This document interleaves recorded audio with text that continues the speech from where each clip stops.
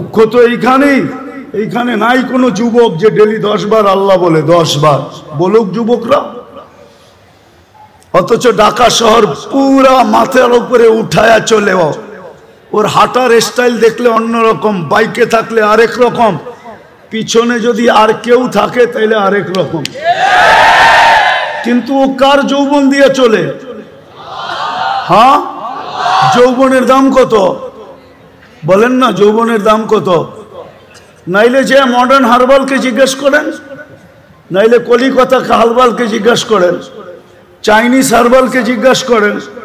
যদি এটাও জিজ্ঞাসা করতে না মনে চায় তাইলে আমেরিকা হারবালকে জিজ্ঞাসা করেন যৌবনের দাম কত। ওইখানে বিক্রি হয় না? না হয় না? হয়, যৌবন বিক্রি হয়, ঠিক না? হুজুরও কয় বিক্রি হয়।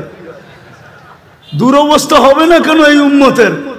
যেই উম্মত কয় যৌবন হারবালে বিক্রি হয়, যৌবন কই বিক্রি হয়? হারবালে। যৌবন কে দিছে? ওর বাহাদুরির উৎস কি? যুবকের বাহাদুরির উৎস কি? ওর যৌবন। যৌবন যৌবন না থাকলে ওর দিকে কেউ তাকায় চোখ টিপে দিত না। যৌবন না থাকলে ওর দিকে তাকায় কেউ মুস্কি হাসি দিত না। তৃতীয় লিঙ্গ দেখেন না, দেখা খালি হাততালি দেয়। আজ পর্যন্ত তো কেউ চোখ টিপে দিল না, আজ পর্যন্ত তো কেউ ফুলে ফুল দিল না। ওর উৎস তো হলো যৌবন। ও তো সারাদিনে 10 বার আল্লাহ বলে না। আজকে আল্লাহর হুকুমকে ছেড়া দিছে, আল্লাহকে নারাজ করে ফেলছে। নারাজ। আজকে আল্লাহ আমাদের উপরে নারাজ, সত্য নারাজ। নাইলে আমার বিবেকে আমার কাছে যোগ বিয়োগ মিলে না।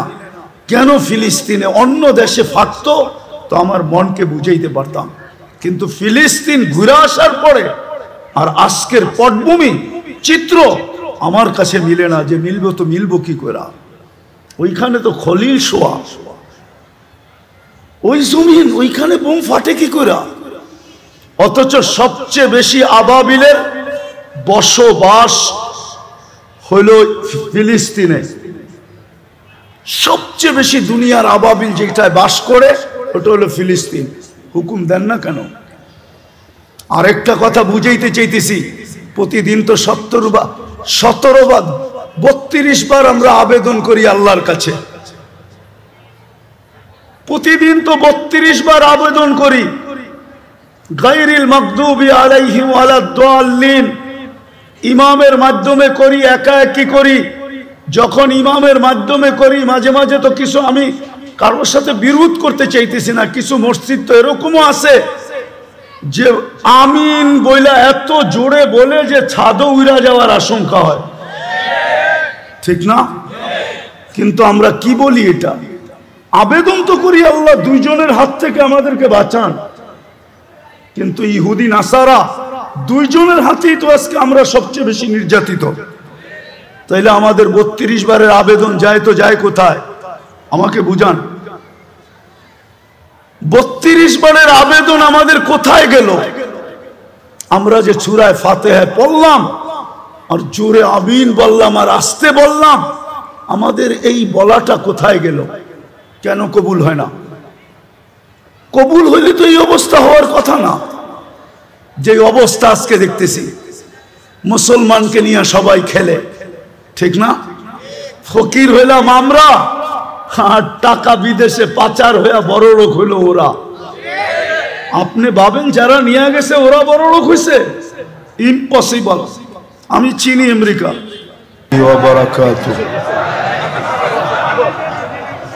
আলহামদুলিল্লাহ,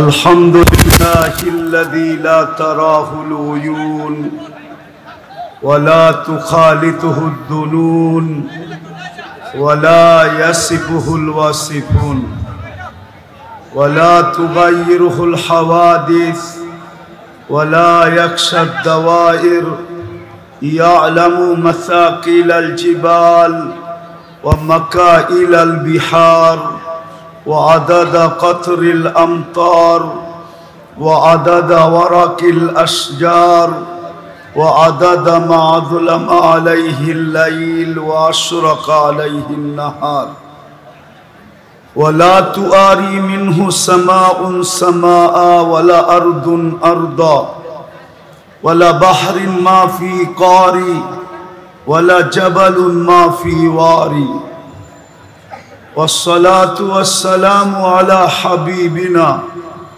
وحبيب ربنا مصطفى مجتبى محمد رسول الله الذي أعطاه خلق آدم معرفة شيش شجاعة نوح خلة إبراهيم لسان إسماعيل رضا إسحاق فصاحة صالح حكمة لوط بشرى يعقوب جمال يوسف صبر أيوب طاعة يونس جهاد يوشع صوت داود حب دانيال وقار إلياس زهد عيسى قوة موسى حيبة سليمان وعلم الخضر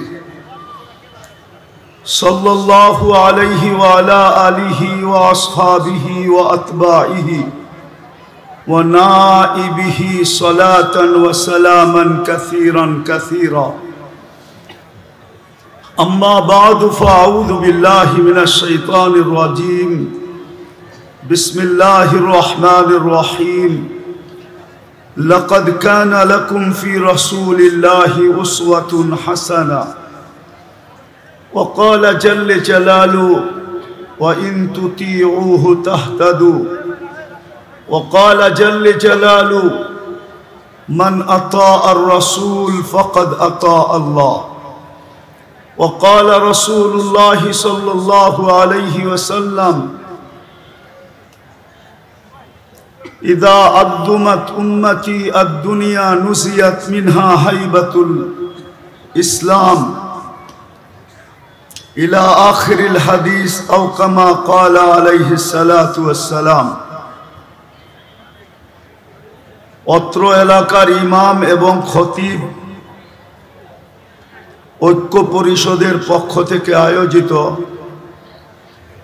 উক্ত সিরাতুন নবী সাল্লাল্লাহু আলাইহি ওয়াসাল্লাম মাহফিলের সম্মানিত সভাপতি, উপস্থিত উলামায়ে কেরাম, এলাকার থেকে আগত মুসলমান ভাইয়েরা, জানি না শোনার সুযোগ আছে কি নাই। যদি শোনার সুযোগ থাকে তো পর্দার অন্তরালে মা ও বোনেরা, কোরআন হাদিস থেকে যতটুকুই তেলাওয়াত করলাম আশা রাখি একই সামনে রেখে কিছু কথা রাখব। সাথে সাথে সকলের কাছে অনুরোধ থাকবে, কেননা আমি জানি এত গরম বয়ানের পরে আমার ঠান্ডা বয়ান চলবে না, এটা আমি ভালো মতে বুঝি। কিন্তু আমিও অপারক, দুনিয়াটা ঘুরতে ঘুরতে ঠান্ডা হয়ে গেছে। দুনিয়া না ঘুরলে আমিও গরম থাকতাম। আর এটাই চিরাচরিত নিয়ম। যাদের দুনিয়ায় অহংকার করে বলতেছি না, দুনিয়ায় যারা বিচরণ করে এদের মেজাজটা একসময় ঠান্ডা হয়ে যায়। যেরকম পাকিস্তানের হজরত মৌলানা তকি উসমানী মুদ্দাদিল্লুহুল আলী, ওনার বয়ান দেখবেন ঠান্ডা, কেননা দুনিয়া ঘুরতে ঘুরতে ঠান্ডা হয়ে গেছে। তারেক জামিলের বয়ানও দেখবেন ঠান্ডা, দুনিয়া ঘুরতে ঘুরতে ঠান্ডা হয়ে গেছে। বেশি তো ঘুরি নাই, মাত্র 7 মহাদেশ দেখছি, বেশি ঘুরা হয় না এখনো, মাত্র 103টা হয়েছে। আশা রাখি দ্বিতীয় সেঞ্চুরি করার। এই জন্য আমি বুঝছি যে আমার ঠান্ডা বয়ান এত গরম বয়ানের পরে চলবে কিনা জানি না।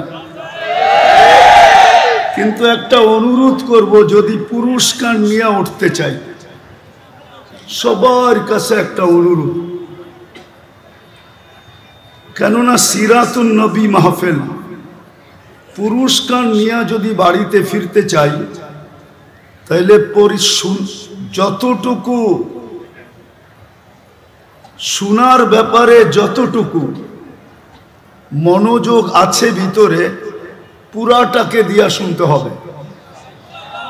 কেননা আল্লাহর হুকুম হলো ফাস্তামিউ, ইদা কুরিয়াল কোরআন ফাস্তামিউ, যখন কোরআনী কথা শুনো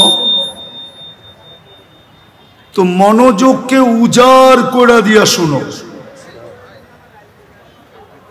দ্বিতীয় আরেকটা আনসিতু, পরিবেশটাকে বিলকুল নিঝুম বানাইতে হবে, তাইলে দুটা পুরস্কার নিয়ে উঠতে পারবো। আর না হইলে কতক্ষণ হইহুল্লা হবে, যার যার মতে চলে যাব, পুরস্কার নিয়ে বাড়িতে ফিরতে পারবো না। আর দুটাই কিন্তু আল্লাহর হুকুম।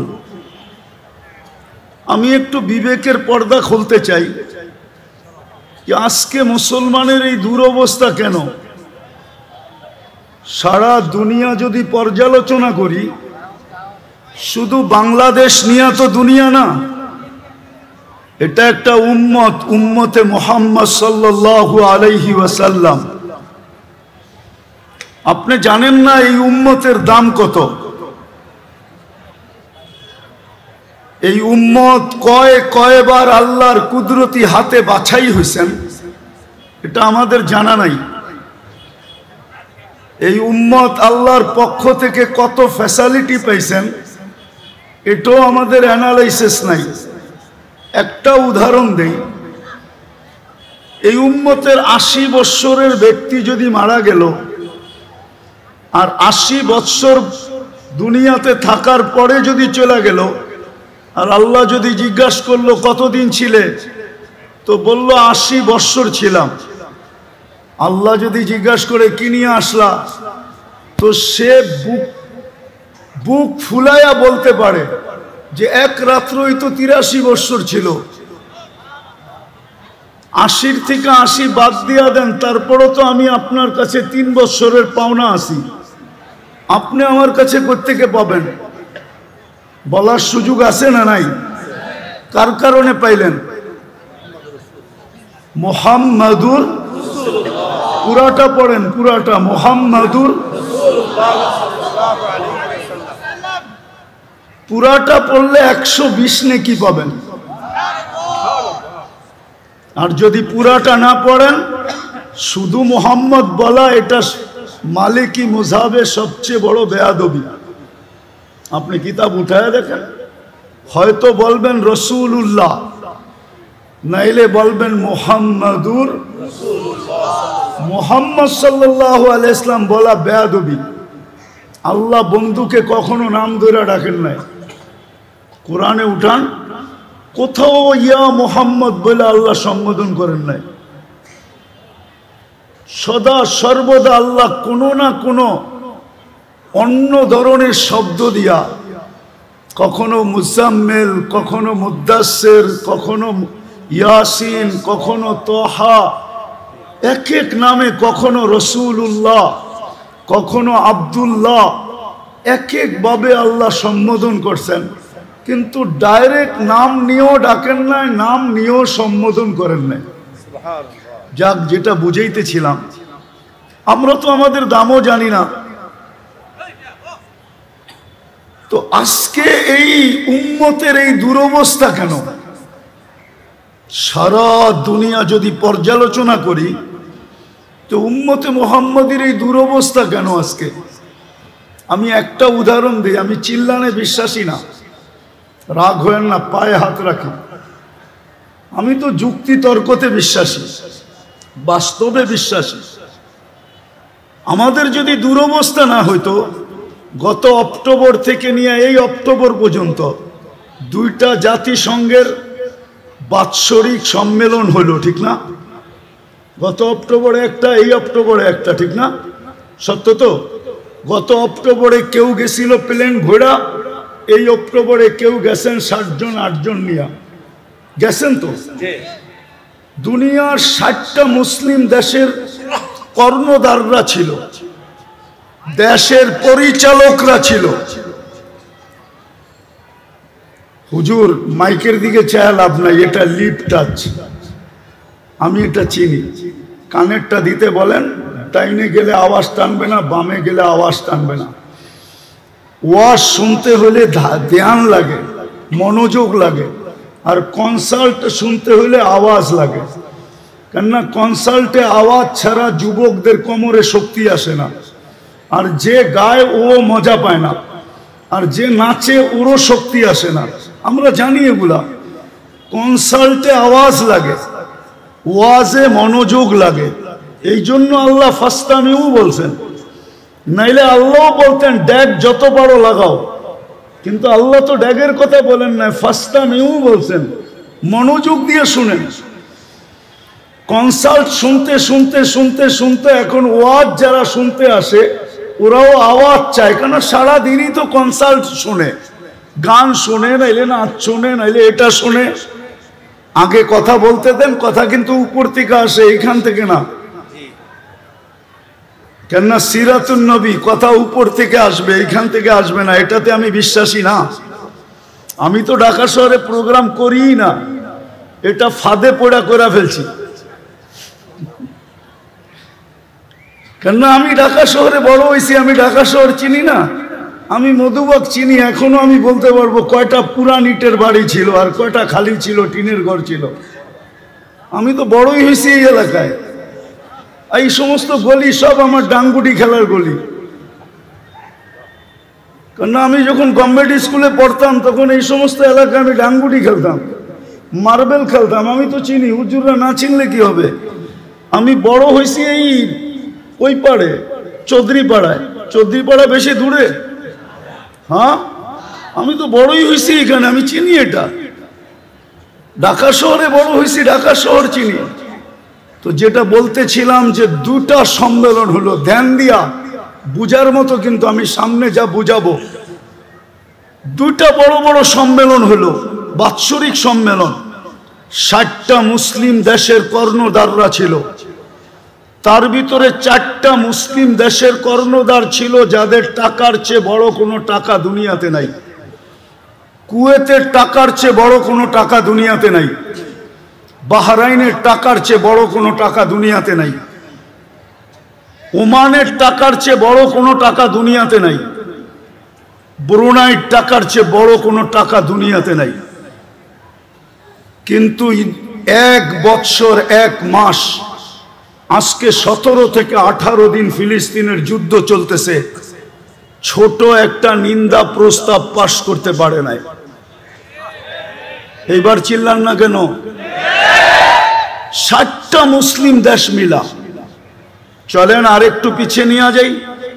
ঢাকা শহরে যত কাপড়, পুরান ব্যবহৃত কাপড় আলমারিতে ঢাকা শহরের প্রত্যেকটা বিল্ডিং এ আছে, সবগুলা যদি একত্রিত করা হয়, চ্যালেঞ্জ আমার সাথে, ইউরোপের কোনো একটা দেশে এত ব্যবহৃত কাপড় আলমারিতে নাই। তাইলে বোঝা গেল মুসলমান সবচেয়ে বেশি কাপড় পরে।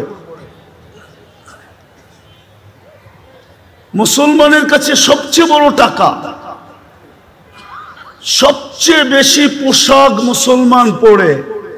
আমাকে তো বুঝাইতে হবে না, কারণ আপনাদের উন্নত দুনিয়ার ভিতরে একটা দেশ আমার বাকি আছে, নিউজিল্যান্ড। এটা ছাড়া বাকি সব শেষ, একাধিকবার শেষ। কোন দেশ কিয়ামতের দিন বলতে পারবে না যে এই ব্যক্তি আমাদের এখানে আসে নাই। অহংকার করে বলতেছিলাম, সবচেয়ে বেশি কাপড় মুসলমান পরে, সবচেয়ে বেশি আইটেম মুসলমান খায়। মুসলমানের চেয়ে বেশি আইটেম দুনিয়ায় কেউ খায় না, মুসলমানের চেয়ে প্রসাধনী দুনিয়ার কেউ ব্যবহার করে না। চ্যালেঞ্জ আমার সাথে। মুসলমানের থেকে ব্র্যান্ড কেউ ব্যবহার করে না। সবার কাছে মোবাইল আছে, ব্র্যান্ডে যায়, ওর ওয়েবসাইটে যায় জিজ্ঞাসা করেন তোমার ব্র্যান্ড সবচেয়ে বেশি কিনে কারা, ম্যাকডোনাল্ড সবচেয়ে বেশি খায় কারা, আরে বলেন না, কেএফসি খায় কারা, সবচেয়ে বেশি মুসলমান। লাডু সবচেয়ে বেশি ব্যবহার করে কারা, দুনিয়ার রুলেক্স সবচেয়ে বেশি ব্যবহার করে কারা, সবচেয়ে বেশি ব্র্যান্ড মুসলমান ব্যবহার করে। আমি তো কোনো দেশে দেখি না যুবকরা, বাংলাদেশের যুবকরা যেরকম চুল কাটে, একজনকে জিজ্ঞেস করেন নেটে না দেখা চুল কাটে কিনা। এইখানে যে দাঁড়ানো আছে সারা রাত্র নেটে ডিজাইন দেখে, তারপরে চয়েস করে, তারপরে স্ক্রিনশট দেয়, তারপরে সেলুনে নিয়ে যায়, সেলুনওয়ালা ডিজাইন দেখা পানি খায়া ঢোক গিলে তারপরে বলে 700 টাকা। জিজ্ঞেস করেন এদেরকে। 14 তারিখ তো আমি আমেরিকাতে দেখলাম, কিন্তু ঢাকা বাংলাদেশের মতো তো 14 তারিখ দেখলাম না। শুধু ফুল দেয়। ফুল দিলে তো মনকে বুঝাইতে পারতাম যে ফুল, তারপরে বিদায়। ফুল দেয়, হোটেলে খাওয়ায়, পার্সেল দেয়, পারে না কলিজা কাইটা বুনা করা তারপরে প্যাকেট করে দিয়া দিতে। তারপরে বলে আমাকে কমসে কম একবার হইলো লেখা দিও I.U। কিন্তু তারপরও তো 90 চেক খাওয়া। আমি তো বলি প্রশাসন দেশ সামলাবে কি? এরা তো সামাজিকতার কারণে মিছিল করে না। এরা যদি মিছিল করতো ডেলি প্রত্যেক বাড়ির সামনে, তাইলে আমাদের যে প্রশাসন আছে এটা যথেষ্ট ছিল না। এরা তো সামাজিকতার কারণে শুধু মিছিল করতে পারে না, নাইলে প্রত্যেক বাড়ির সামনে যে মিছিল করতো, সাক্ষে আমার ভাই অমুকের রক্ষা নাই, বাইরে বাড়ির থেকে। সবকিছু আমরা বেশি করি, তারপরও আমাদের কেন এই দুরবস্থা? বুঝান আমাকে। আপনারা তো মিডিয়া, ফিলিস্তিন মিডিয়ায় দেখা চিৎকার দেন, তাই না? আমি তো 14 বছর আগে ফিলিস্তিন দেখা আসছি। আমার তো যোগ বিয়োগ মিলে না যে ফিলিস্তিনে হামলা হয় তো হয় কি করে? ওইখানে তো খলিল শুয়ে আছে। বলো গোলামা, খলিল কোথায় শোয়া? খলিল বুঝছেন? ইব্রাহিম খলিলুল্লাহ কোথায় শোয়া? আমি তো চোখে দেখেছি ওয়াদিয়ে খলিল। মুসা আলাইহিস সালাম কোথায় শোয়া? ওয়াদিয়ে মুসা ফিলিস্তিনে। 70 জন নবীর কবর চিহ্নিত যেখানে, যেই মাটির ভিতরে আল্লাহ বরকত মিশ্রিত করছেন, বারাকনা হাওলা। কোরআনই তো বলতেছি। সব বাদেই দিলাম, যেইখানে আল্লাহ সম্মিলন করেন বন্ধুর জিয়ারতের জন্য, তাও সাধারণ মানুষের সম্মিলন না। 1.25 লক্ষ নবীদের সম্মিলন শুধু বন্ধুর জিয়ারতের জন্য, বন্ধুকে দেখানোর জন্য। কেন না দেখায়া, বন্ধুকে না দেখায়া, কদ আখাদাল্লাহু মিসাকান নাবিয়্যিন, বন্ধুকে না দেখায়া আরশের নিচে রূহের জগতে আল্লাহ বন্ধুর পক্ষে সমস্ত নবীদের থেকে অঙ্গীকার নিছিলেন। অঙ্গীকার যে ইদ আখাদাল্লাহু মিসাকান নাবিয়্যিন, কোরআনে আছে। নবীদের থেকে অঙ্গীকার নিছিলেন, কিন্তু বন্ধুকে দেখান নাই, রূহের জগতে ছিল। আমার মনে হয় বাইতুল মুকাদ্দাসে সম্মেলন করছেন যে রূহের জগতে তো অঙ্গীকার নিলাম, চেহারা তো দেখলে না, এইবার দেখো চেহারা আমি বন্ধু বানাইলাম তো বানাইলাম কিরকম। আমার বন্ধুর চেহারা দেখো তোমরা। ওই জমিনে যেখানে 1.25 লক্ষ নবীদের পায়ের চিহ্ন, প্রথম কাবা। আমার তো যোগ বিয়োগকে মিলে না, ওইখানে কি করে বোম ফাটে? ওইখানে মিসাইল পড়ে তো পড়ে কি করে? আবাবিল করে তো করে কি? ফেরেশতা তাকায় দেখতেছে তো দেখতেছে কেন? আজকে কেন ছুটে আসে না? আজকে কেন আল্লাহকে বলে না? যেমন ইব্রাহিম আলাইহিস সালামের ব্যাপারে বলছিল। হ্যাঁ, ইব্রাহিম আলাইহিস সালামের ব্যাপারে বলছিল, জিবরিল আলাইহিস সালামও বলছিল অনুমতি দেন না সাইজ করি। সব ফেরেশতাই বলছিল আল্লাহ খলিল জ্বলবে আর আমরা দেখব, অনুমতি দেন না। তা আল্লাহ বলছিল যাও, যার জাম করতে মনে চায় করো, জলি খলিল তোমাদেরকে সাহায্য চায় তাইলে করো। কিন্তু সবাই আসছিলেন, কিন্তু খলিল তো খলিলই ছিল। খলিল তো জবাব দিছিলেন, আজকে খলিল জানে আর জলিল জানে। আজকে খলিল জানে আর জলিল চিনেন। জলিল আল্লাহ, জলিল আল্লাহ জানে। বাঁচাইতে চাইলে বাঁচাইবো, না বাঁচাইতে চাইলে না বাঁচাইবো, তোমরা সরো। আজকে খেলা দুইজনের হবে।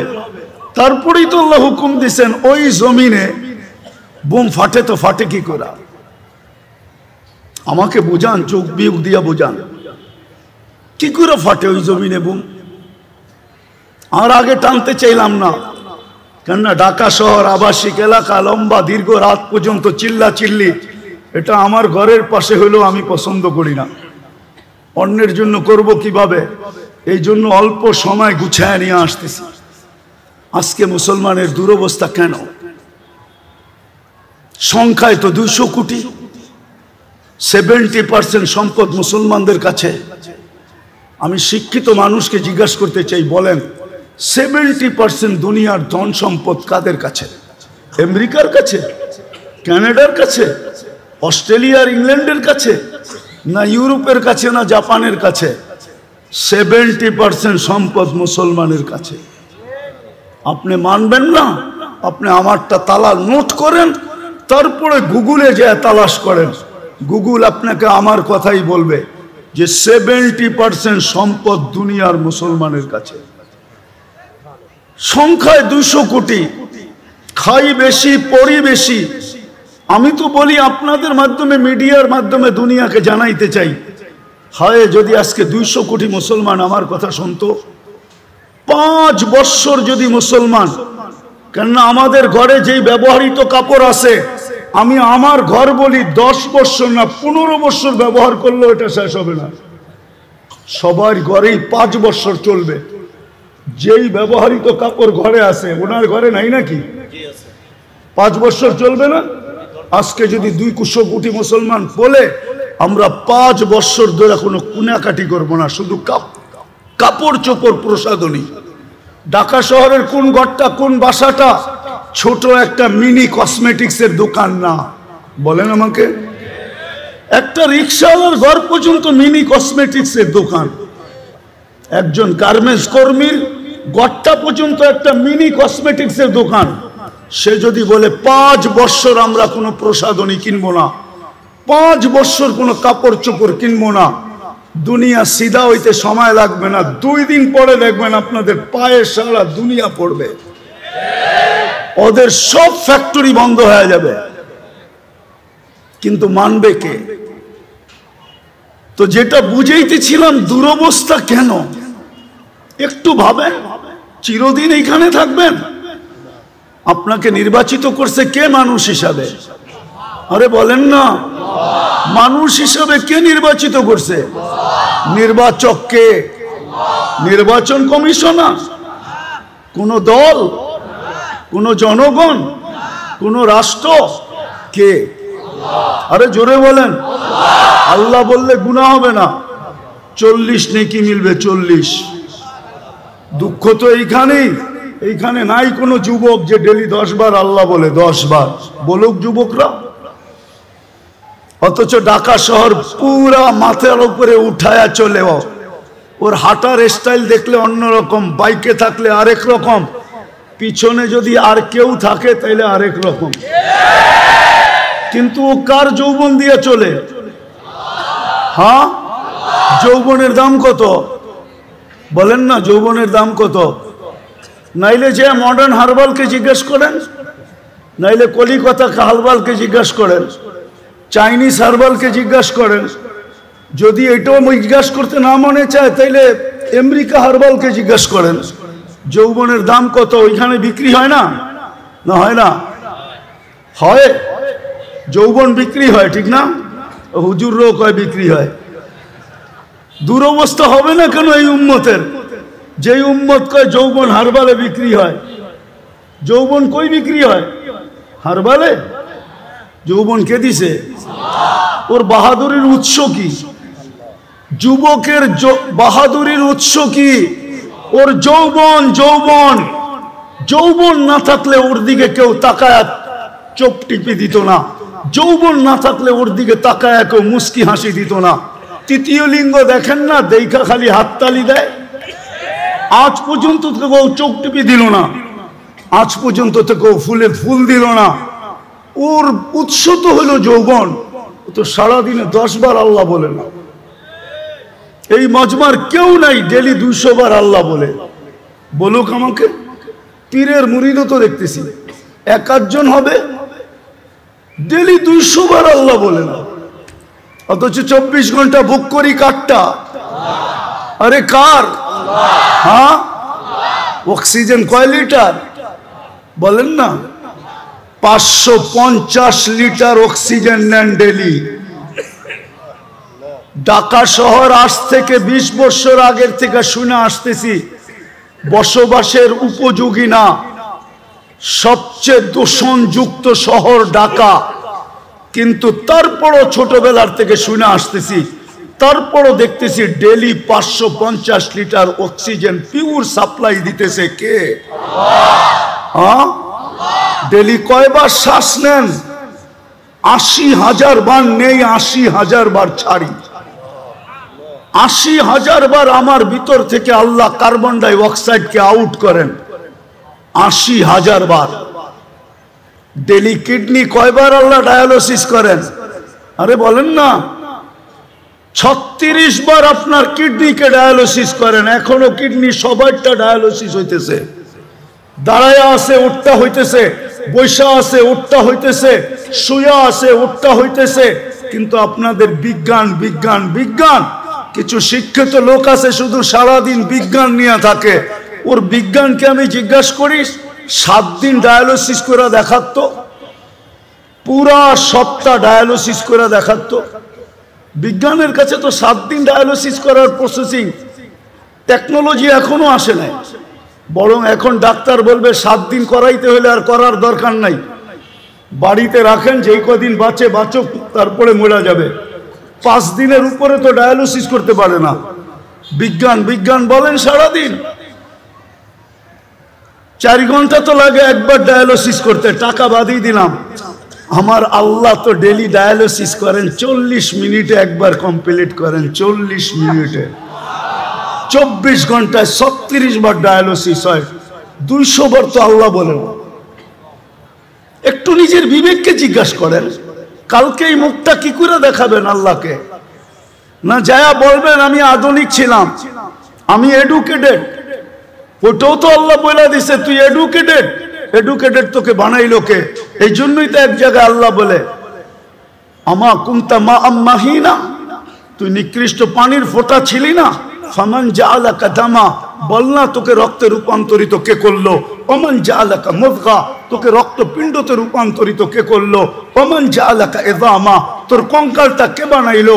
ওমান কাসা আলাইহি লাহমা, সুন্দর করে নিখুঁত ভাবে চামড়ার গোশতের আবরণ কে চড়াইলো? আমা কুনতা সগীরা, তুই কি ছোট ছিলি না? ফামান কাব্বারা, বল না তোকে বড় কে করলো? দুনিয়াতে তো আমেরিকা তো এতটুক আছে শর্ট ফিগার, আজ পর্যন্ত 1 ইঞ্চি বাড়ায় দেখাইতে পারলো না। আল্লাহ বলে তোকে 6 ফিটের কে বানাইলো বল? আমা কুনতা যায়িফা, তুই কি মার পেটের থেকে দুর্বল আসিস নাই? ও যুবক, পায়ে হাত দিয়া জিজ্ঞাসা করি, ফামান কাওয়াকা, বল না তোকে সুঠামত কে দিল? আমা কুনতা জাহিলা, মার পেটের থেকে কি অজ্ঞ আসিস নাই? ফামান আল্লামাক, ও শিক্ষিত লোকগুলা তোমাদেরকে শিক্ষায় দীক্ষায় আলোকিত কে করলো? আজকে আল্লাহ ভুলে গেলে? উচিত তো ছিল গাছে ফল আসলে ঝুঁকবে। কিন্তু আমি তো দেখি আমার সমাজের শিক্ষিত লোক বেশিরভাগই, বড় পার্সেন্টেজ আমার সমাজের শিক্ষিত লোকগুলো আল্লাহর থেকে দূরে। আমি তো মাঝে মাঝে ভাইবা আমার যোগ বিয়োগ মিলে না, যে ডাক্তার বেনমাজি হয় কি করে? ও তো আল্লাহর কুদরত দেখে শরীরের ভিতরে, ঠিক না? কি বলেন? এর চেয়ে বড় কুদরত আর কি দেখাবো? চলেন একটা উদাহরণ দেই। মানুষের অঙ্গের ভিতরে দেখার মধ্যে সবচেয়ে ছোট অঙ্গ কোনটা বলতে পারেন? হ্যাঁ, আরে বলেন না। চোখ। চোখ দেখার ভিতরে সবচেয়ে ছোট অঙ্গ চোখটা, ঠিক না? চোখের তুলনায় দেখতে নাকটা চোখের থেকে বড় মনে হয়, ঠিক না?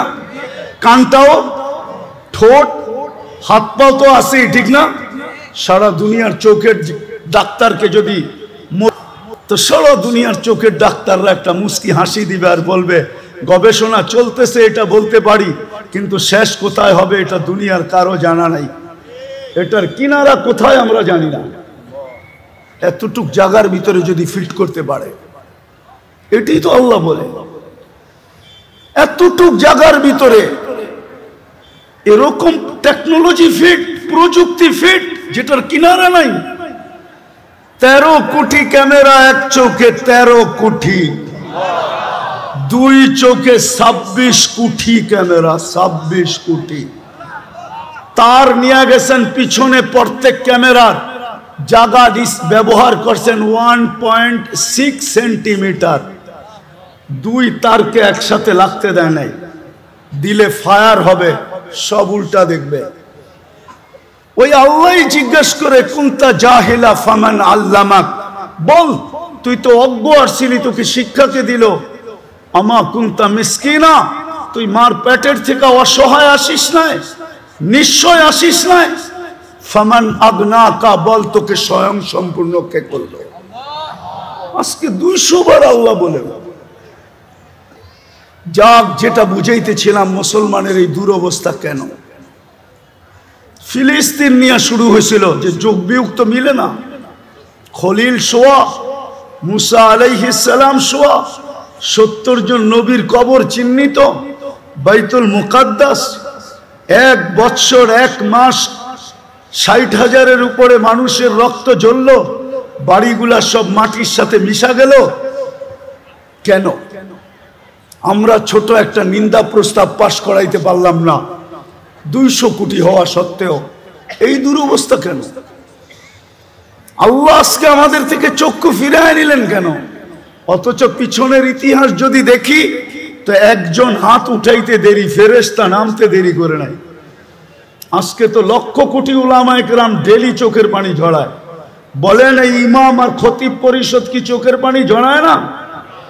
না জড়ায় না ফিলিস্তিনের জন্য? না জুমার দিন দোয়া করে না? না মাদারেস গুলাতে ডেলি ইয়াসিন খতম হয় না? না ডেলি কোরআন খতম করে দোয়া হয় না? না মা বোনরা ঘরে দোয়া করে না? হবে বাংলাদেশে এরকম মা বোন আছে যারা চুপে চুপে ফিলিস্তিনের জন্য রোজা রাখে, যারা চুপে চুপে ফিলিস্তিনের জন্য চোখের পানি, নামাজ পড়া চোখের পানি ঝরায়। কেননা মা বোনদের দিল আমাদের দিলের চেয়ে বহুত নরম। আমরা জানি না ওনারা চড়াইতেছে, কিন্তু চোখের পানি মাথার উপরে ওঠে না কেন? কারণটা কি? ওইখানে তো দেখি একজন প্রমাণ দিব, প্রমাণ দেই তাহলে প্রমাণ। ইবনে ওমর রাদিয়াল্লাহু তাআলা আনহু বলেন আমরা 8000 ছিলাম। হায়াত সাহাবা উঠায় দেখেন, তারিখে সাহাবা উঠায় দেখেন, আমরা 8000 ছিলাম, রুমি 1 লক্ষ ছিল। বহুত দিক দিয়ে আমাদেরকে কয়েকভাবে আমাদেরকে আমরা বেষ্টনীর ভিতরে চলে আসছি, অবরুদ্ধ ছিলাম। ভাবতেছিলাম কবরটা এখানেই হবে। তো বলতেছিল আমার পাশেই একজন দাঁড়ানো ছিল, ক্ষুধায় বড় কাতর, কাপড়গুলা বড় জীর্ণ শীর্ণ, চামড়াগুলা বিলকুল বটা গেছে, তলোয়ার রাখার কোনো নিয়ামও নাই।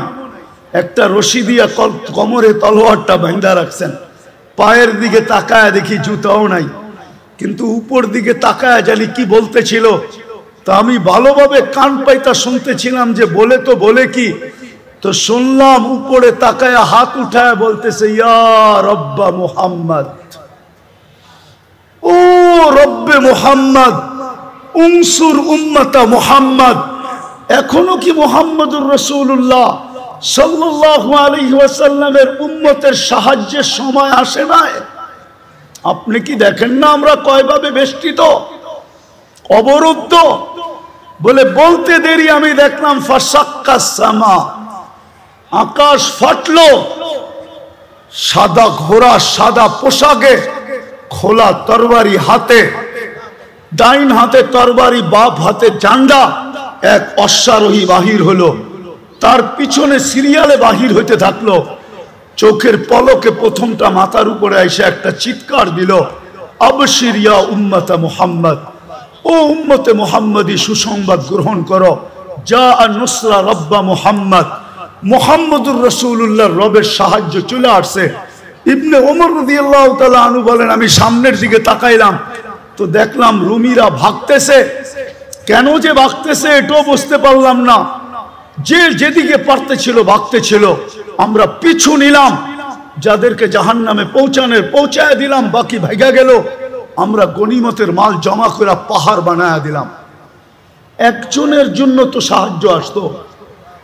এরকম কথা কি কিতাবে হাজারো লেখা নাই? না লেখা নাই?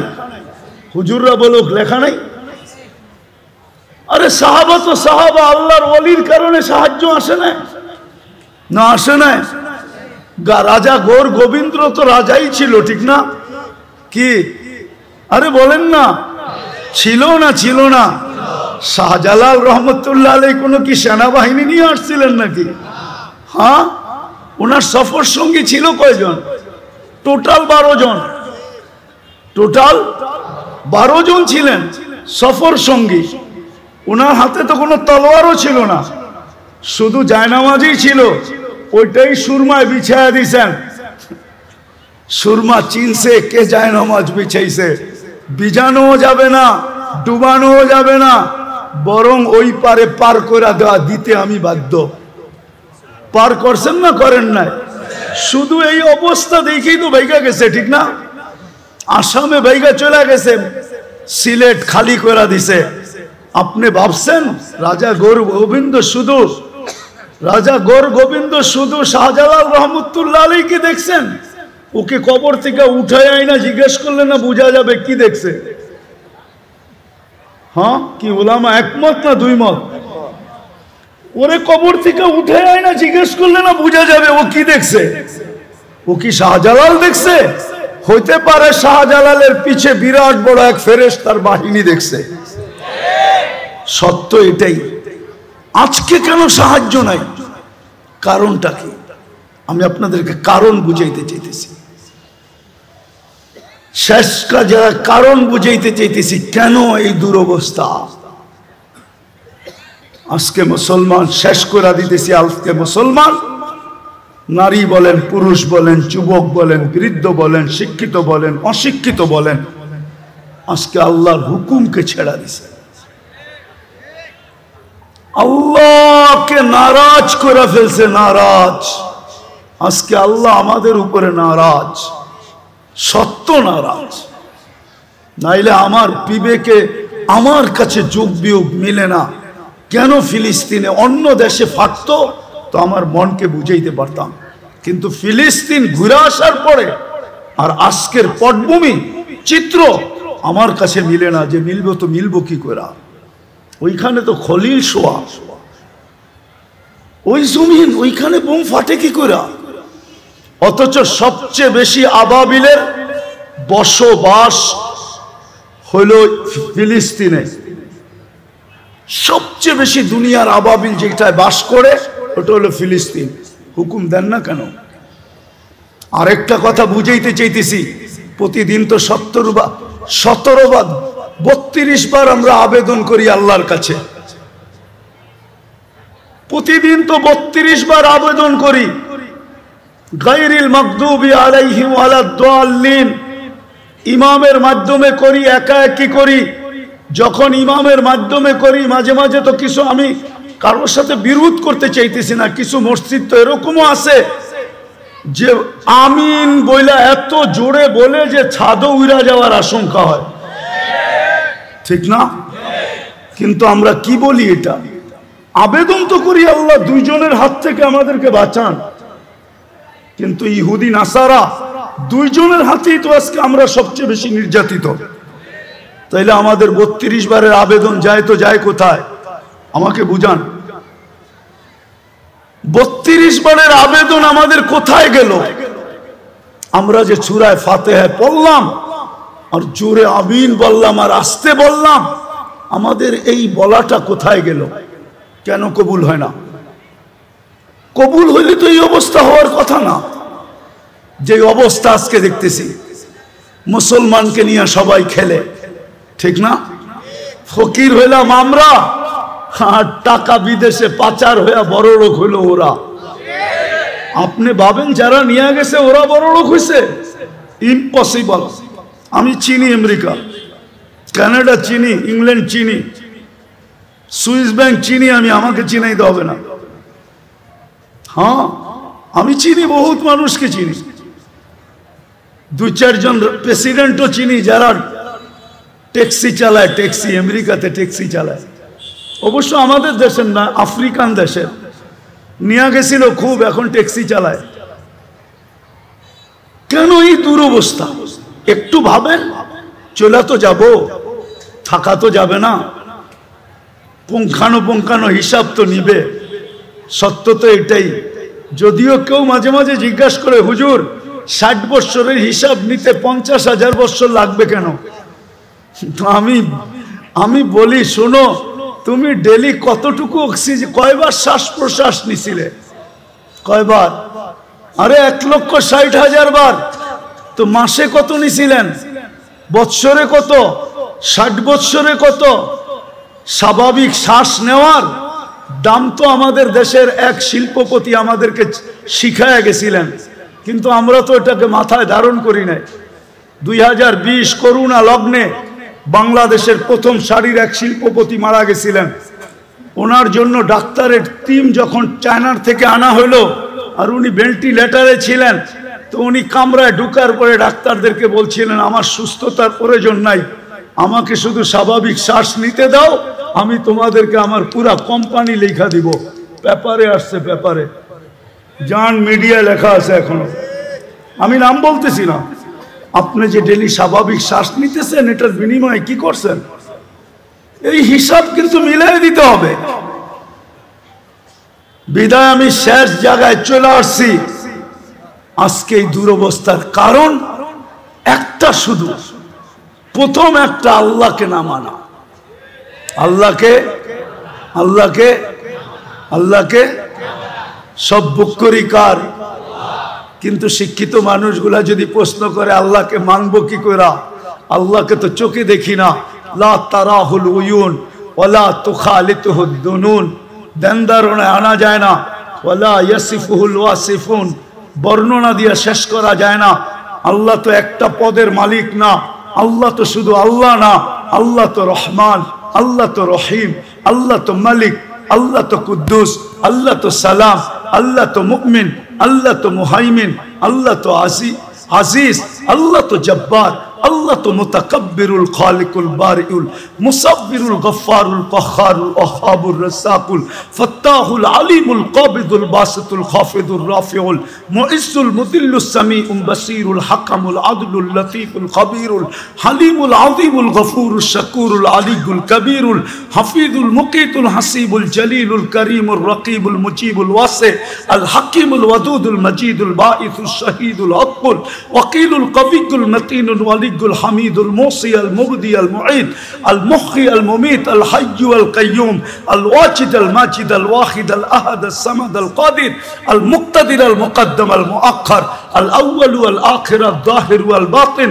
الوالي المتوالي البر التواب المنتقم العفو الرؤوف مالك الملك ذا الجلال والإكرام المقسط والجامي والغني والمغني المانع الدار النافع النور الهادي البديع والباقي الوارث والرشيد الصبور جل جلاله। আল্লাহ তো 99 পদের মালিক, আল্লাহকে মানবো তো মানবো।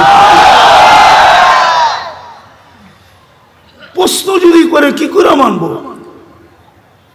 এই জন্যই আল্লাহ বলছেন সিরাতুন নবী লাকাদ কানা লাকুম ফি রাসূলিল্লাহি উসওয়াতুন হাসানাহ আতিউল্লাহ ওয়া আতিউর রাসূল, আমার বন্ধুকে মাইনা দেখায় দাও।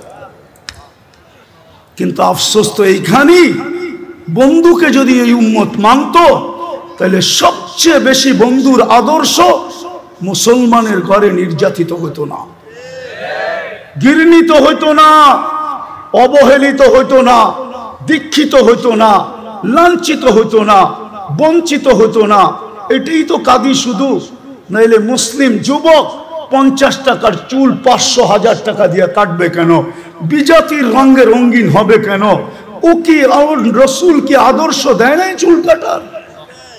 না, দেয় নাই। রসুলের আদর্শ মতো চুল কাটলে তো চুলের প্রত্যেক চুলে সওয়াবও পাইতো, আল্লাহ রাজি থাকতো, কিয়ামতের দিন হাত পাতার সুযোগ হইতো। যুবক যদি আল্লাহর রসুলকে কিয়ামতের দিন দেখতে দেরি, হাত পাততে দেরি করতে পারতো না, হাত পাততে পারতো। যদি জিজ্ঞাসা করতো হাত পাতিস কেন? আপনার আদর্শে চুল কাটছি, সওয়াব তো পাইছি, কিন্তু আপনার পক্ষ থেকে কিছু দিবেন না? বকশিস কি দিবেন না? মজুরি পাওয়ার পরেও তো হাত পাতে কেন? একটু বকশিস দেন না। এই মাইকালারও তো পুরা টাকা নেওয়ার পরে অপারেটররা হাত পাতবে, আমাদেরকে কিছু বকশিস দিবেন না? জিজ্ঞাসা করেন পাতবে কি পাতবে না? যুবক তো কিয়ামতের দিন হাত পাততে পারতো। আমার মা বোনরা কেন নেটে দেখা সাজুগুজু করে? সমস্ত কাপড় চোপড়ের ডিজাইন কেন নেটের থেকে আনে? ইসলাম কি কাপড়ের ডিজাইন দেয় না? ইসলাম কি সাজগোজ দেয় না? আমি তো এই কাঁদি, সারা বাংলাদেশে কেউ তো দেখাইতে পারবে না। আজ পর্যন্ত তো পেলাম না যে কোনো মহিলা আমাকে চিঠি লিখলো যে হুজুর আমি করছি। আমি তো বলি আজ পর্যন্ত তো কোনো হুজুরদের বউকেও পেলাম না যে বাসর রাতের শ্বাসটা ফাতেমার মতো সাজছে।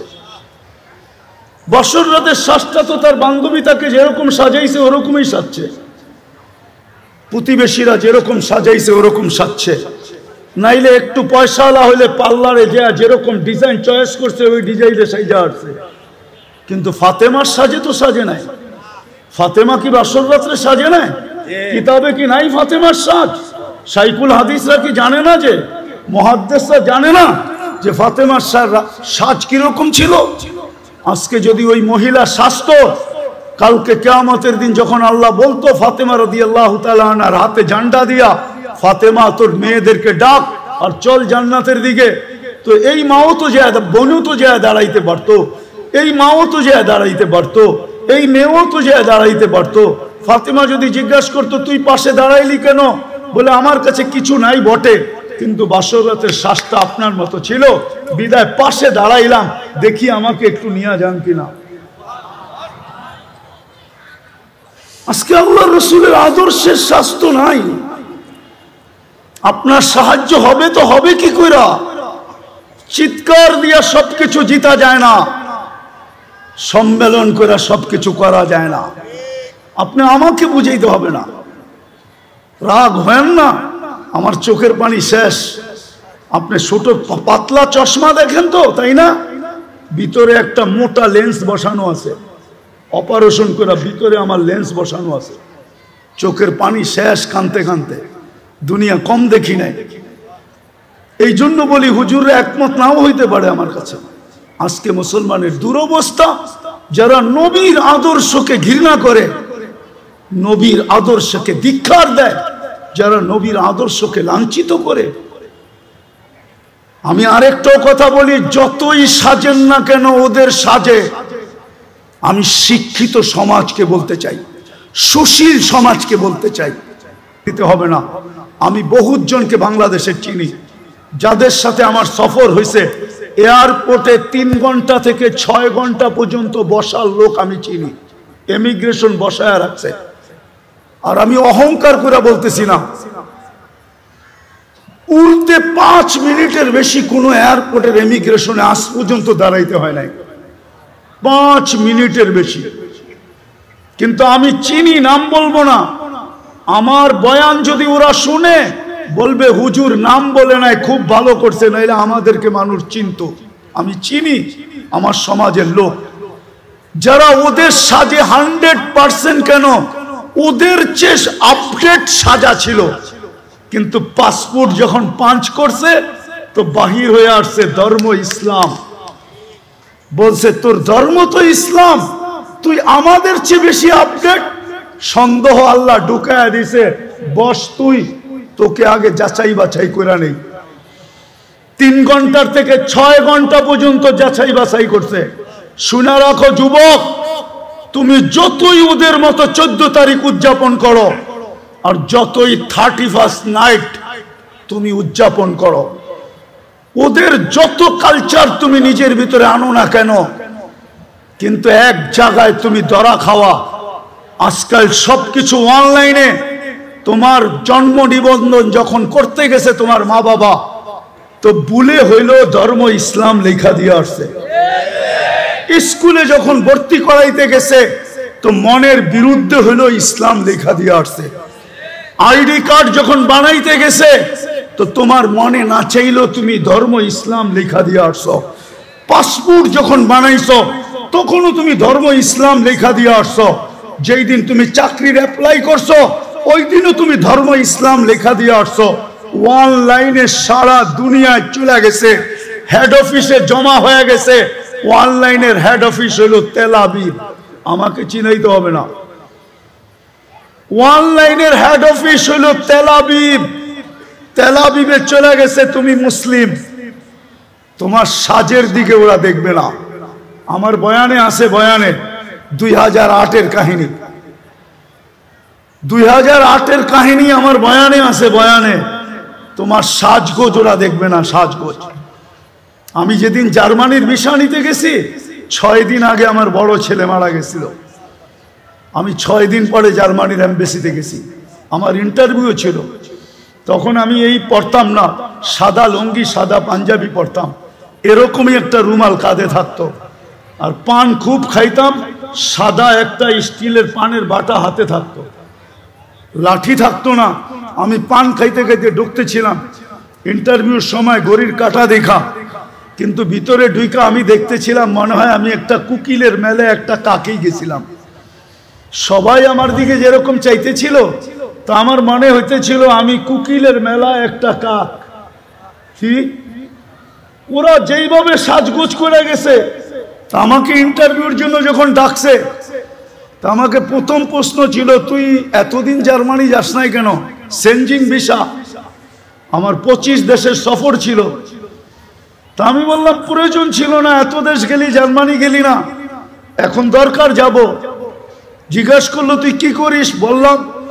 তো জিজ্ঞাসা করলো আমার সোনাগুলা কালো হইলো কেন?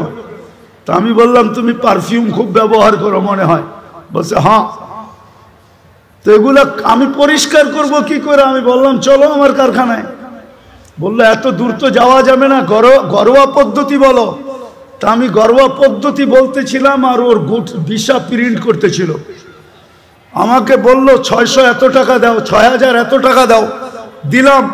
আমাকে বলল তুই 2 মিনিট বস। আমি তো দেখছি ভিসা প্রিন্ট করা শেষ, ও শুধু সিগনেচারের জন্য যেতেছে। গেল 1 মিনিট পরে এসে বলতেছে ভিসা ওকে নিয়ে যাও। তো মানুষ তো ভিসা এমনি দেখে, আমি উল্টা দেখতেছিলাম, মানে ভিসার মুখ ওই কুকিলদের দিকে, আর পাসপোর্টের উল্টা সাইডটা আমার মতো কাকের দিকে। মানে আমার উদ্দেশ্যই ছিল যে দেখাই সাইজা গুজা আসলেই ভিসা মিলে না, এই দেশের নিয়ম এরকম না। নাইলে আমার সমাজ, আমার যুবকরা 30 লাখ দিয়া ইউরোপে কেন যাবে? শত যুবকের কবর কেন সাগরে হবে? আমি চিনি আমেরিকাতে যারা 50 লাখ টাকা দিয়া মেক্সিকোর জঙ্গল দিয়া পার হয়েছে। একটা কাহিনী না, শত কাহিনী আমার এখানে আছে। বিদায় এই জন্যই বলতেছি, যতই সাজি না কেন, যেই সমাজকেই বলেন, যারাই বলে ওদের সাথে আমার চ্যালেঞ্জ, ও যতই সাজুক না কেন, যতই বিকিনি পড়ুক না কেন, 3 কোয়ার্টার পড়ুক না কেন, ওদের সুরে কথা বলুক না কেন, টকশোতে বৈশা ইসলাম বিদ্বেষী প্রচার করুক না কেন, কিন্তু ওরা জানে এই লোকটা কাগজে কলমে মুসলমান।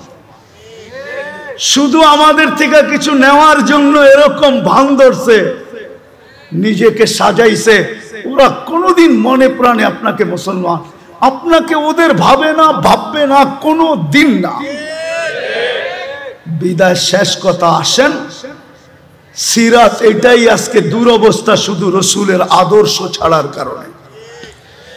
সবকিছু বাদিয়ে দিলাম, একটাই যদি ধরে রাখতো জাতি, আজকে 90% মুসলমান নামাজ পড়ে না। আমি তো বলি এই জাতি যদি 1 মাস নামাজ পড়তো, 1 মাস, উম্মতে মুসলিমা, উম্মতে মুহাম্মদী যদি 1 মাস 100% নামাজ পড়তো, আর 11 মাস যদি নাও পড়তো, আর আল্লাহ যদি জিজ্ঞাসা করতো তুই 11 মাস পড়িস না কেন? কয় কেন? বৎসরে মাস কয়টা? তো আল্লাহ বলতো 12টা। 1 মাসই তো 70 মাস ছিল, 12 থেকে 12 বাদ দিয়া দেন, তারপরে তো আমার 58 মাসের ব্যালেন্স আছে, আমার কাছে বেশি আছে। কিন্তু রমজানেও তো 50% নামাজ পড়ে না, এখন তো 90% পড়ে না, না নারী, না পুরুষ, না যুবক, না বৃদ্ধ। আপনি সাহায্য চান কি করে? মাথা উঁচা করে দাঁড়াইতে চান কি করে? 3 বার তো আপনাকে নির্বাচিত করলেন মানুষ হিসাবে, মুসলমান হিসাবে, উম্মতে মুহাম্মদী হিসাবে, বাকিগুলা বললামই না। 3 বার তো আপনি আল্লাহর পক্ষ থেকে নির্বাচিত, 3 বারই তো কুদরতি হাতে নির্বাচিত। মানুষ তৈরি করছেন কুদরতি হাত দিয়া, মুসলমান হিসাবে নির্বাচিত করছেন সমগ্র মানুষের ভিতর থেকে কুদরতি হাত দিয়া। উম্মতে মুহাম্মদী হিসাবে নির্বাচিত করেছেন কুদরতি হাত দিয়া। আপনি সাহায্য চান কি করে? আপনাকে সাহায্য করে তো করে কি করে? আপনি বিবেককে প্রশ্ন করেন, বলেন তো হুজুর আছে না, হুজুর থাকলে কি হবে? উম্মত, এটা হুজুর না উম্মত। হুজুরও কয় পার্সেন্ট হুজুর বলেন? আরে বলেন না। 200 কোটির ভিতরে কয়শো কোটি হুজুর? 300 কোটি। কয় পার্সেন্ট হুজুর? বাংলাদেশে কয় পার্সেন্ট হুজুর? সারা দুনিয়ায় কয় পার্সেন্ট মুসলমানের ভিতরে হুজুর? হুজুর দেখা, দাড়ি দেখা, টুপি দেখা, জুব্বার পাগড়ি দেখা 90% মুসলমান নামাজ পড়ে না। আপনাকে সাহায্য করে তো করে কি করে বলেন? অথচ 5 বেলা কে ডাকে? কে ডাকে? আরে জোরে বলেন। কোন আল্লাহ? 99 পদের মালিক আল্লাহ ডাকে। সামান্য একটু পদস্থ ব্যক্তি ডাকে সাড়া না দিলে হাত কড়ি পড়তে হয়, বেরি পড়তে হয়। আমি জানি, আমি জানি, আমি কখনো মুখ খুলি না তো। আমার বললাম না আমি ঠান্ডা হুজুর, আমি জানি। আমি টঙ্গীর থেকে বয়ান করে বাহির হয়েছি, আমার গাড়িতে উঠবো, পিছের থেকে 2-3 জন আমাকে ধরছে, স্যার গাড়ি পাঠাইছে, আপনাকে এই রাত্রে যেতে হবে। কোথায়? জায়গার নাম বলছে যেটা বাংলাদেশের এক কোনায়। স্যারের প্রোগ্রাম কালকে দুপুরে। আমি বললাম আমার 3টা মাদ্রাসার প্রোগ্রাম আছে। বলছে স্যার এত কিছু জানে না, গাড়ি পাঠাইছে, আমাদেরকে পাঠাইছে। সোজা গাড়িতে বসেন, বাসায় ফোন করেন, সসজ্জায় আপনাকে কালকে আবার গাড়ি দিয়ে ঢাকা পৌঁছায় দিব। আমি ওই ব্যক্তি, আমি চিনি। সামান্য একটু কথা না মানলে হাতকড়ি হয়, বেড়ি হয়, জেল জরিমানা হয়। ও ঢাকার মানুষ বলেন না ডেলি 90% মুসলমান নামাজ পড়ে না। 5 বেলা আল্লাহ ডাকে, বুক করে কাটটা। ও যুবক, কাটটা বুক করে বলো না, ওই আল্লাহ ডাকে, তারপরও তো আসে না। আপনাকে যে এখনো বাঁচায় রাখছে, শুকরিয়া আদায় করেন। এই জন্যই তো ইহুদিরা একটা স্লোগান দেয় বর্তমানে। হিব্রু ভাষা তো বোঝেন না, শুধু চিৎকার দেন। ইহুদিদের একটা স্লোগান এখন চলতেছে, স্লোগান সারা দুনিয়ার ইহুদিদের, যেটা আমি আরবি ভাষায় বানায় নিয়ে আসছি। ইহুদিদের স্লোগান, এখনই সময়, এখনই সময়, এখনই সময় আনতুদাম্মিরুল মুসলিমিনা কাইফা তুরিদুনা আনতুদাম্মিরুহা। এখনই সুবর্ণ সুযোগ, যেমন মনে চায় মুসলমানদেরকে জমিনের সাথে মিশায় দাও, এখনই সুযোগ। আপনি বলবেন কেন? ওদের কিতাবে লেখা আছে যেই দিন ফজরের জামাত আর জুমার জামাত মুসলমানের সমান হবে, ওই দিন মুসলমানের বিজয়ের পালা শুরু হবে। ওরা শুধু আপনাদেরকে দেখে না, আপনাদের মসজিদের উপরও স্যাটেলাইট লাগায় রাখছে, সিসি ক্যামেরা লাগানো আছে। ওরা দেখে ফজরে কয়জন, জুমায় কয়জন। এই জন্যই ওরা চিৎকার দিতেছে এখনই সুবর্ণ সুযোগ। আরেকটা মনে উঠল, যদিও বলা উচিত না, আপনি সাহায্য চান কি করে?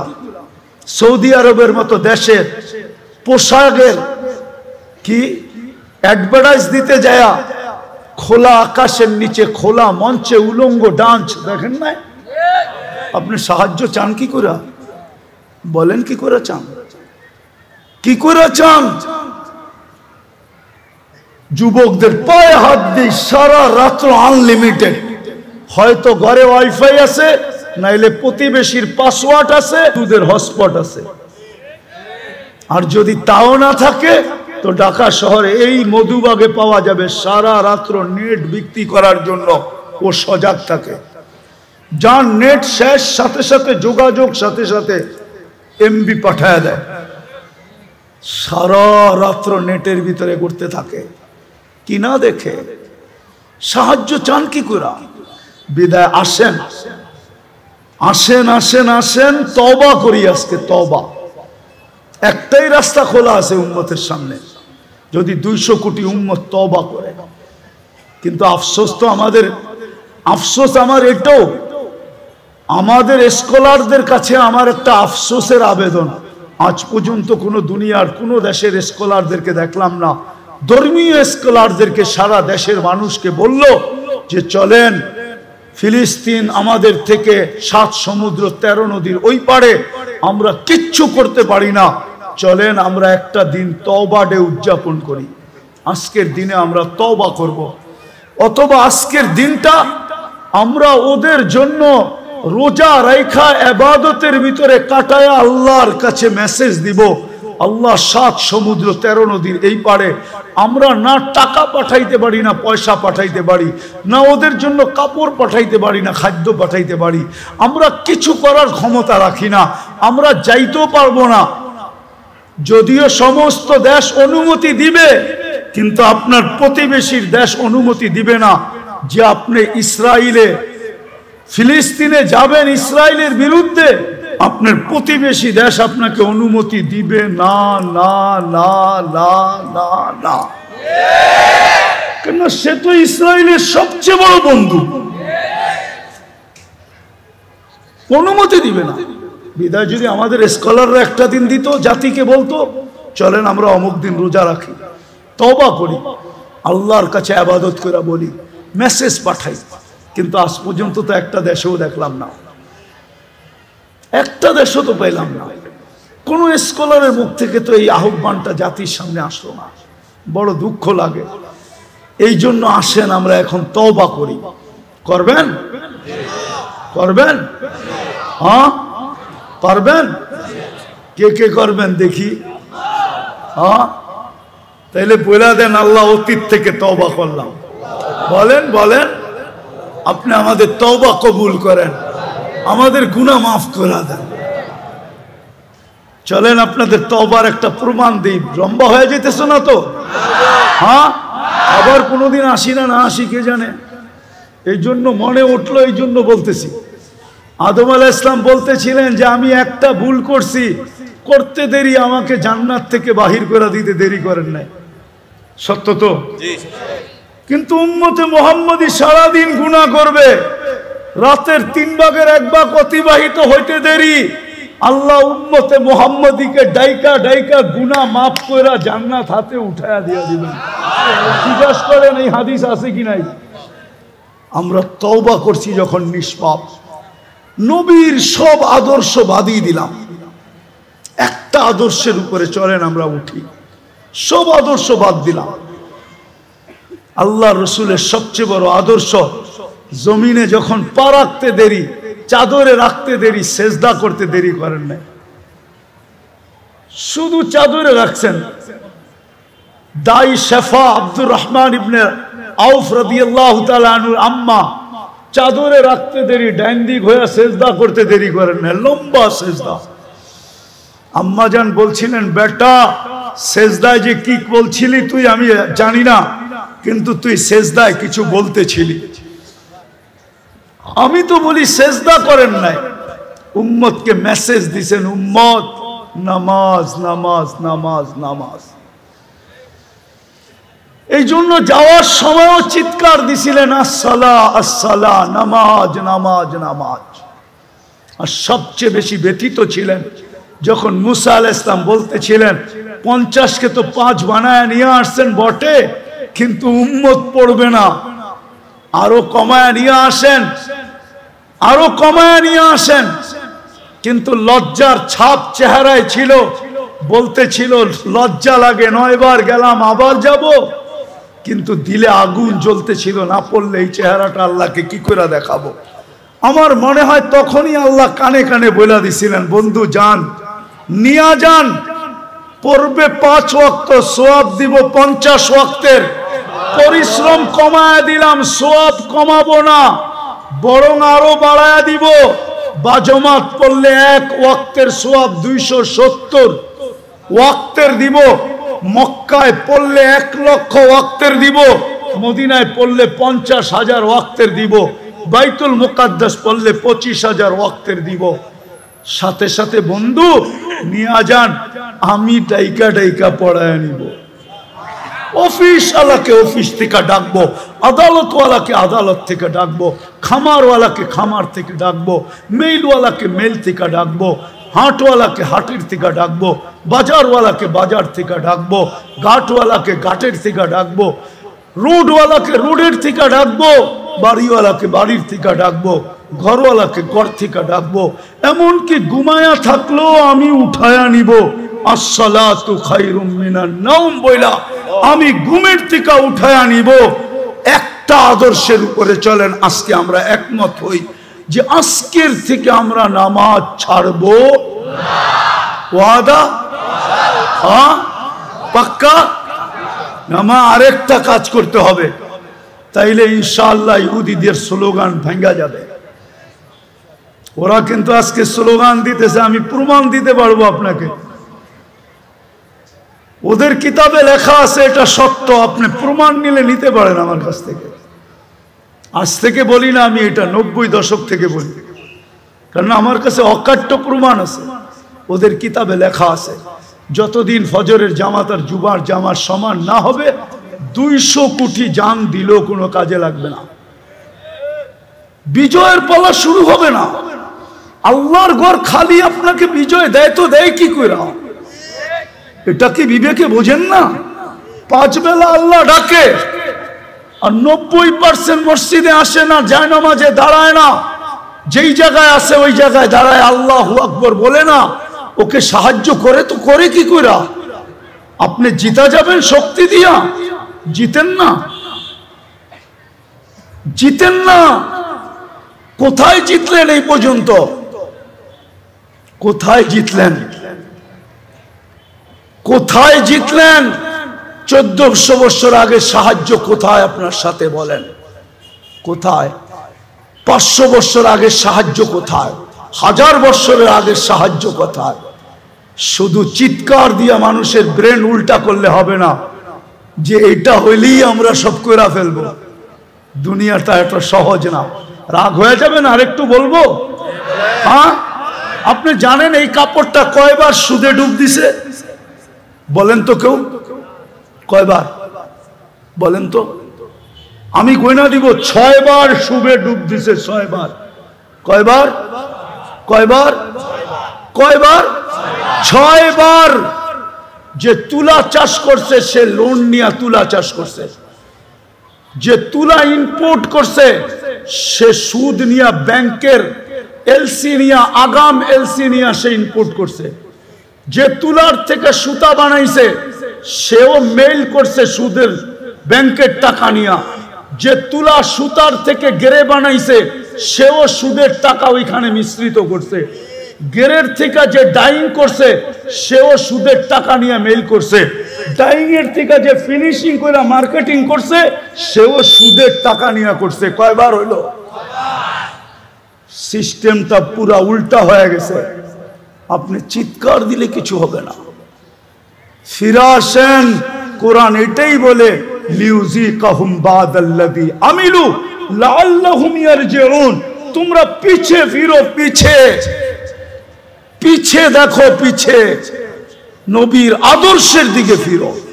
পায়ে হাত দিয়া বলি আসেন আমরা নামাজি হই আর মানুষকে নামাজি বানায় আগে মসজিদ বড়ি।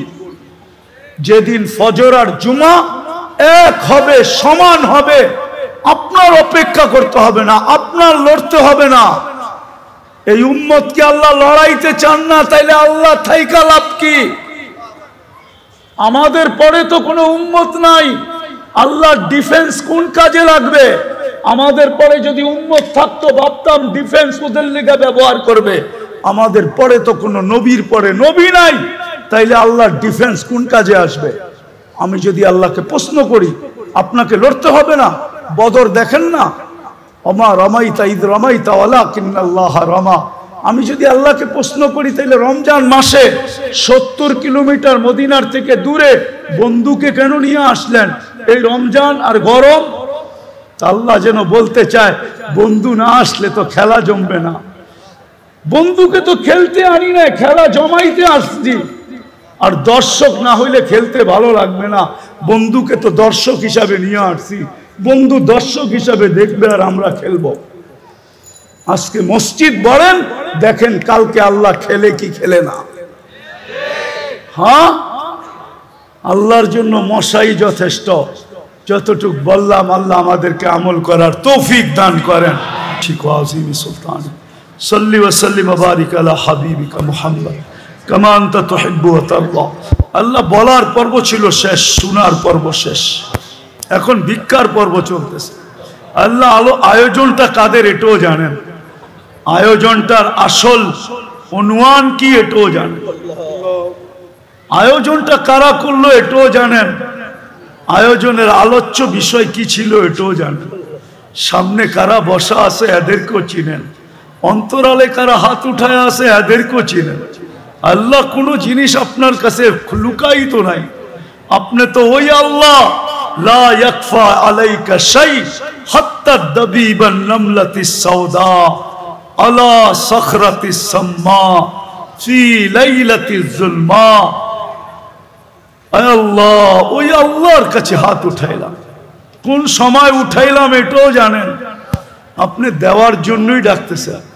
আদম আলাইহিস সালামের কথাই সত্য, এই উম্মত সারাদিন গুনাহ করবে, আপনি রাত্রে ডাইকা ডাইকা নিয়ে মাফ করে জান্নাত হাতে উঠায়া দিবেন।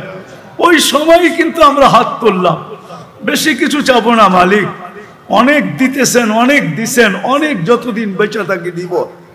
আর আশা রাখি আখেরাত রহমতের চাদর দিয়া ডাকবেন, এটাও আশা রাখি মালিক, বেশি কিছু চাবো না, আয়োজনটা যেন কবুল হয়, আয়োজকরা যেন কবুল হয়, সাহায্য সহানুভূতিকারীরা যেন কবুল হয়। কমসে কম মালিক আজকে এই শ্রোতাদেরকে কবুল করেন, এই মধুবাগটাকে কবুল করেন, এই পুরা এলাকাটাকে কবুল করেন, এর মানুষগুলাকে কবুল করেন, এর ছোট বড়কে কবুল করেন, এর নারী পুরুষকে কবুল করেন, এর শিক্ষিত অশিক্ষিতকে কবুল করেন, প্রত্যেকটা ব্যক্তিকে কবুল করেন। এর সুবাদে আয় আল্লাহ পুরা ঢাকা শহরটাকে কবুল করেন, এর মানুষগুলাকেও কবুল করেন, পুরা লাল সবুজের পরিধিটাকে কবুল করেন। আজকে উম্মতে মুহাম্মাদীকে কবুল করেন। কবুলিয়াত হইলে সবকিছু হয়ে যাবে মালিক, আমরা জানি। কবুল না হইলে কিচ্ছু হবে না। কবুল না হইলে আবু বকর কোনোদিন সিদ্দিক হইতেন না, ফারুক ওমর রাদিয়াল্লাহু ওমর কোনোদিন ফারুক আজম হইতেন না, ওসমান কোনোদিন জিন্নুরাইন হইতেন না, আলী কোনোদিন শেরে খোদা হইতেন না রাদিয়াল্লাহু তাআলা আনহুম। সোয়া লক্ষ সাহাবায়ে কেরাম কোনোদিন কুল্লুন ওয়াদাল্লাহুল হুসনা হইতেন না। কবুল না হইলে আমরাও মানুষ হইতাম না, মুসলমানের ঘরে আসার সুযোগ হইতো না, উম্মতে মুহাম্মদী হইতো না, আল্লাহ কোরআন হাদিস সিনায় জমা করতে পারতাম না। আওরাসনাল কিতাবাল্লাযীনা ইসতাফাইনা, এই আয়াত বুঝায় কবুলিয়াত শর্ত। বিদায় আমি আজকে কবুলিয়াত চাবো, বিশেষ করে এই যুবকদের কবুলিয়াত চাবো। আয় আল্লাহ, ঢাকা রাজধানী শহর, এই সময় যুবকদের থাকার কথা ছিল কোথায়? হয়তো কোনো গলিতে, হয়তো কোনো চার দোকানে, হয়তো কোনো গলির কোনায়, হয়তো কোনো বন্ধুর বাসায়, হয়তো টেলিভিশনের সামনে, হয়তো ইন্টারনেট নিয়ে ঘাটাঘাটি, হয়তো ফেসবুকের ভিতরে উকি মারা, হয়তো আয় আল্লাহ আপোষে চ্যাট করা, কিন্তু সব ছেড়া দিয়ে এখানে চলে আসছে। দীর্ঘ সময় পর্যন্ত দাঁড়ায় দাঁড়ায় কথা শুনতেছিল। আল্লাহ, আমি এই যুবকদেরকে আজকে আপনার কাছে উসিলা বানাবো, এদের এতটুক কর্মকে উসিলা করে আজকের মজমাকে কবুল করেন, আয়োজনকে কবুল করেন, মানুষগুলাকে কবুল করেন, আমাদের তওবা কবুল করেন, আমাদের অঙ্গীকার কবুল করেন। মালিক, আজকের তওবাকে উম্মতের তওবা হিসাবে গণ্য করেন। আপনি আমাদের উপরে বড় নারাজ হয়ে গেছেন, নাইলে অতীত তাকাইলে দেখি মালিক, একজন হাত তুলতে দেরি, একজন চিৎকার দিতে দেরি, একজন আপনাকে অনুরোধ করতে দেরি, একজন বলতে দেরি, আকাশ থেকে সাহায্য আসতে দেরি হয় নাই, আপনার বাহিনী জাপায়া পড়তে দেরি করে নাই। আজকে তো বৎসরের পর বৎসর পার হয়ে যাইতেছে, চোখের পানি শুকায় যাইতেছে। ও মালিক, কোন বিজয়ের চিহ্ন দেখি না। গত রোজাও তো ফিলিস্তিন ওয়ালাদের ইফতার হইতো লাশ দিয়া, সেহরি হইতো লাশ দিয়া। আল্লাহ, এই রোজাও কি এরকমই হবে? মালিক। এত নারাজ হয়ে গেলেন কেন মালিক? এত নারাজ হয়ে গেলেন কেন? বেশক আমরা শাস্তির যোগ্য, অস্বীকার করি না, কিন্তু আপনি শাস্তি দেন না।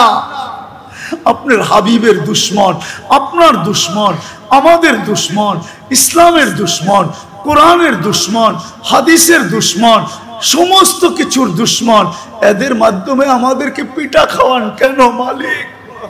কেন মার খাওয়ান? কেন ওদের হাতে আমাদেরকে বেইজ্জত করেন? কেন আমাদের মা বোনদেরকে বেইজ্জত করান? কেন দুধের শিশুর রক্ত জড়ে ওদের হাত দিয়া? আপনি কি আমাদেরকে ছেড়েই দিলেন? আমরা যাব তো যাব কোথায়? আমরা তো এই কথায় বিশ্বাসী, লা মালজা ওয়ালা মানজা, লা মালজা ওয়ালা মানজা মিনকা ইল্লা ইলাইক। ডাইনে দেখি তো আপনাকে দেখি, বামে দেখি তো আপনাকে দেখি, সামনে দেখি তো আপনাকে দেখি, পিছে দেখি তো আপনাকে দেখি, উপরে দেখি তো আপনাকে দেখি, নিচে দেখি তো আপনাকে দেখি, নিচের দিকে তাকাই তো আপনাকে দেখি, ভিতরে তাকাই তো আপনাকে দেখি, বাহিরে তাকাই তো আপনাকে দেখি। আপনাকে ছাড়া তো কাউকে আমরা চিনি না মালিক।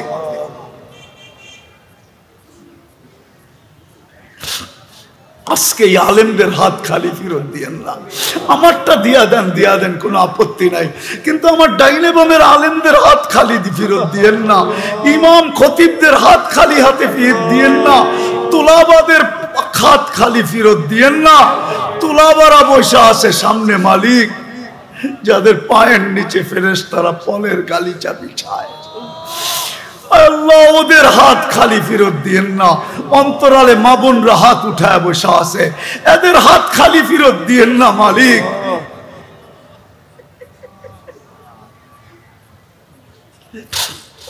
আল্লাহ পেরেশানি যার যতই আছে দূর করে দেন, প্রয়োজন আছে মিটায়া দেন, অসুস্থ আছে শেফায়ে কামেলা আজেলা দাইমা মুস্তামিররা নসিব করেন। আল্লাহ এই মাহফিলের উসিলায় শুধু এই এলাকার না, এই ঢাকা শহরের মাটির না, মাটির নিচে না, লাল সবুজের মাটির নিচে না, শুধু এই দুনিয়ার মাটির নিচে উম্মতে মুহাম্মাদি যে যেখানে ঘুমায় আছে সবাইকে মাফ করে দেন। আয় আল্লাহ সর্বশেষ আমাদের মাতা পিতাকে মাফ করে দেন। আয় আল্লাহ ফিলিস্তিনকে জয় যুক্ত করে দেন। আয় আল্লাহ রোজার আগেই জয় যুক্ত করে দেন। এই রোজাও যেন গত রোজার মতো না কাটে। আয় আল্লাহ, আয় আল্লাহ আপনার কুদরত দ্বারা দেখায় দেন। দুনিয়া বলতে চাইতেছে আল্লাহ মালিক আপনি নাকি মুসলমানদেরকে ছেড়া দিছেন, যেমন আপনার হাবিবকে বলছি ওয়াদ্দা আকা রব্বুকা, ওয়াদ্দা আকা রব্বুকা। দুনিয়া আমাদেরকে বলে না, আমি জানি, মনে মনে বলে ওয়াদ্দা রব্বা উম্মাতা মুহাম্মদ, উম্মাতা মুহাম্মদ।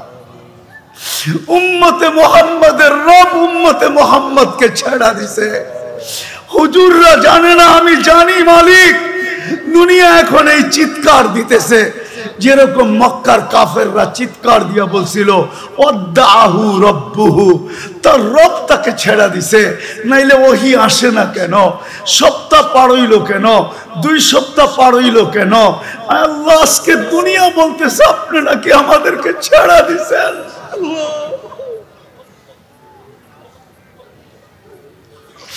একটু দুনিয়াকে দেখায়া দেন আপনি আমাদেরকে ছাড়েন নাই, আপনি আমাদেরকে ছাড়েন নাই, আপনি আমাদেরকে ছাড়েন নাই, আপনি আমাদেরকে এখনো ভালোবাসেন, আপনি আমাদেরকে এখনো মহব্বত করেন।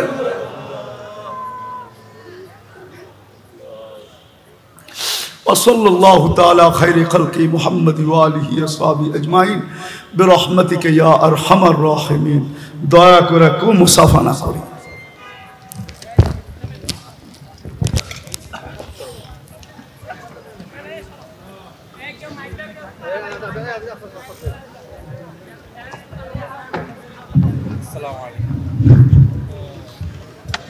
ভুল না করে সোহেল সাহেব নাম ইসমাইল।